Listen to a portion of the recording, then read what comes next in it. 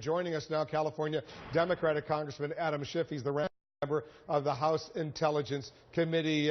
You're circulating a letter among your colleagues. You want the United States right now to not only provide humanitarian aid to Ukraine, but also start providing serious weapons, right? I do, and I think it's overdue. It's plain that Putin has little interest in the negotiations. There was a settlement reached in the fall that Putin has ignored, sending troops as well as hardware, military equipment, tanks, to change the facts on the ground in Ukraine. And I think the only way to bring him to the negotiating table is to show strength, and I think that we ought to provide that assistance, that military assistance to Ukraine as soon as possible. And you're specifically talking about what? Armored vehicles, anti-tank missiles, maybe anti-aircraft missiles, stuff like that, is that right? Anti-tank missiles, radar systems so that they can identify where the artillery is coming from that is killing so many civilians, communications equipment so that the Ukrainian forces can talk to each other without the Russians listening in.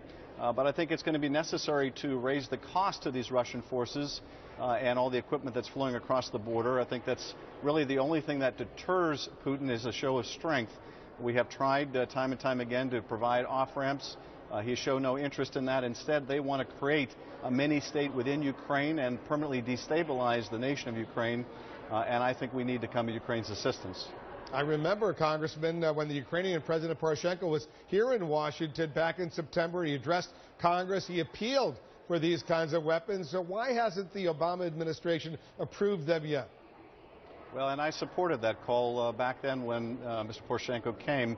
I think the administration has been reluctant to provoke Putin, to inhibit the chance for a peaceful resolution.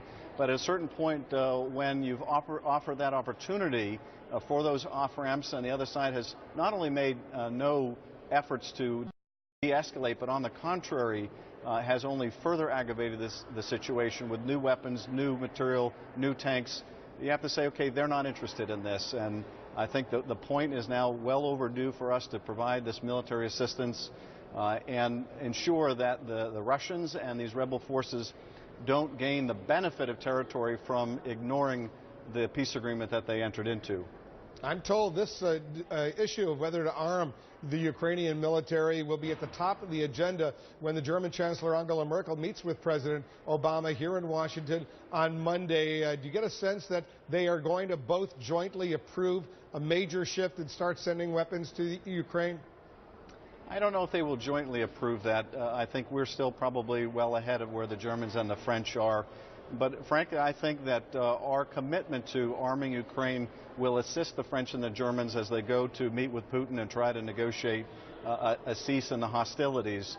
The fact that, we are going to have Ukraine's back militarily with the provision of this equipment, I think enhances the bargaining position of France and Germany. But there is, a force within Europe that is even opposed to the sanctions, the financial sanctions.